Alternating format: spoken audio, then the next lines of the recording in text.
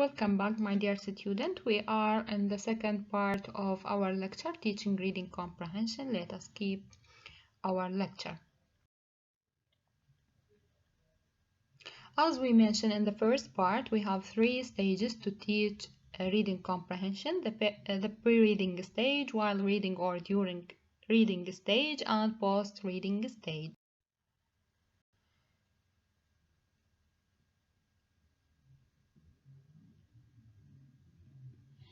The pre-reading stage. This stage is used to prepare students for the reading. It aims to activate students' schematic and language knowledge and to ensure that reading is purposeful. Students need to begin thinking about the text before they begin reading the text. This time is brief, leaving the majority of the time for actual reading. Pre-reading activities should always aim to develop knowledge related to overall meaning of the text. They are not meant to deal with every potential difficulty.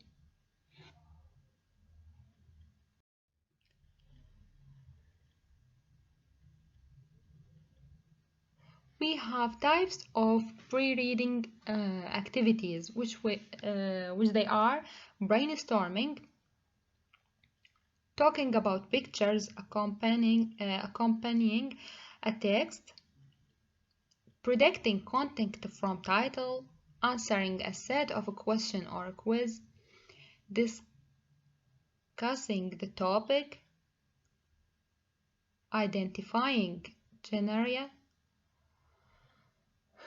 learning key vocabulary.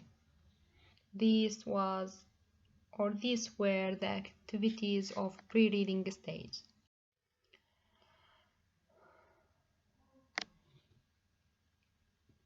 The while reading stage. The aim of this stage is to encourage learners to be active, flexible, and reflective readers. This stage is used to practice and develop a range of reading strategies. The purpose of while reading activities is to model good reading strategies and to examine how the text achieves its purpose.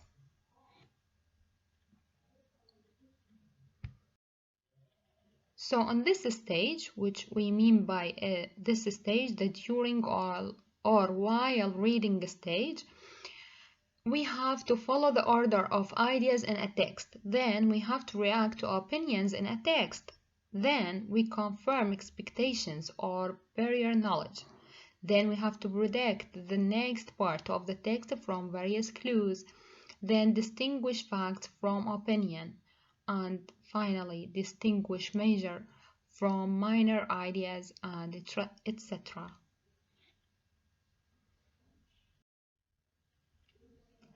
The types of while reading activities, we have multiple choice, we have fill in the blanks, and also we have true false, we have matching, we have sequencing, completing a table, sorting or grouping, answering questions, and writing reflections.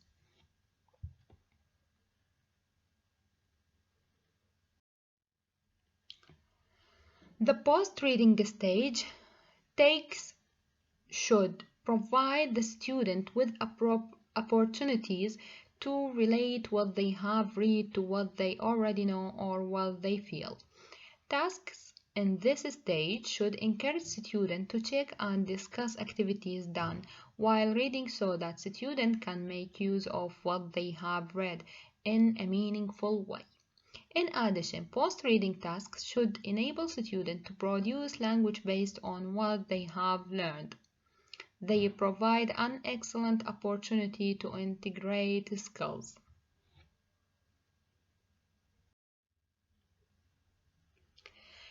In post-reading phase, students can evaluate comprehension and strategy use, discuss questions, reproducing the text, role play, for example, acting out the conversation between gap filling, relating. The teacher provides the student the keywords and phrases and student retell the story according to these words. Also writing. Based on what the student have read, Example, producing similar passages.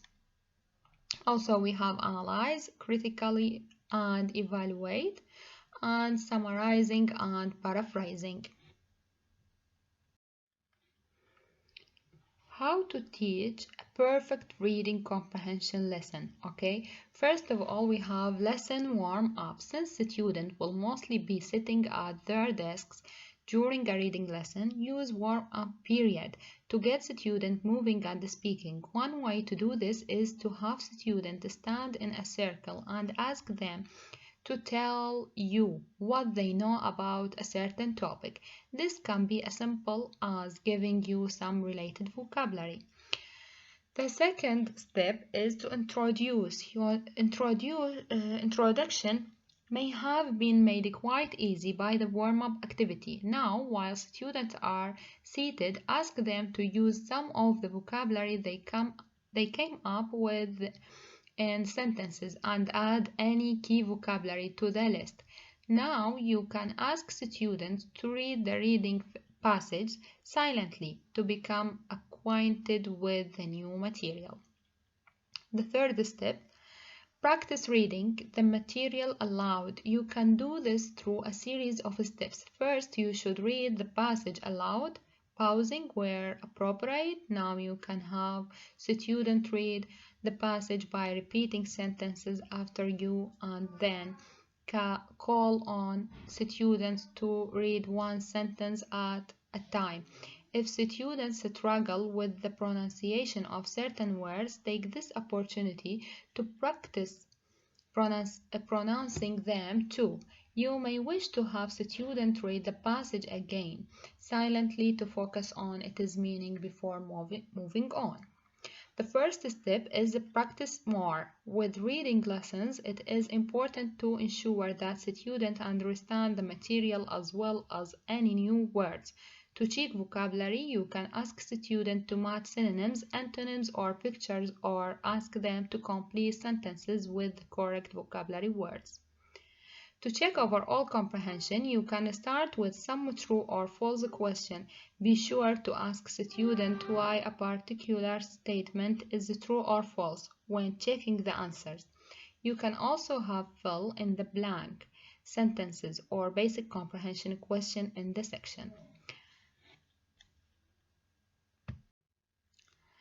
The fifth step is production. Prepare some discussion questions related to the reading and some that require students to use key phrases in their answers. For beginners, discussions will be quite challenging, but intermediate and advanced students will gain a lot from discussing their thoughts and opinions. In smaller classes, there will be more opportunities for students to share their viewpoints, while with larger classes, you may simply have to ask who agrees or disagrees with a particular statement, and then call on 3 or 4 students to express their opinions. And the last one is review. Review includes ask students to summarize the reading or what they learned in class. If you have not already done so, you can also have students search for the topic sentence and discuss why students choose certain sentences, whether they choose correctly or not.